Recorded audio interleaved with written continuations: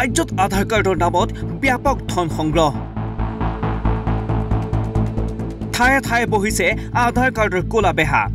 পইচাটো পিছত দিলেই হ'ল তেনেহ'লে তুমি পিছত দি দিবা নহয় পইচা তাত ন প্ৰশাসনৰ নিৰ্দেশৰ পিছতো আধাৰ পঞ্জীয়নৰ নামত অসাধু চক্ৰই হকে বিহকে কৰিছে ধন সংগ্ৰহ এইবাৰ দৃশ্যবন্দী হ'ল কেমেৰাত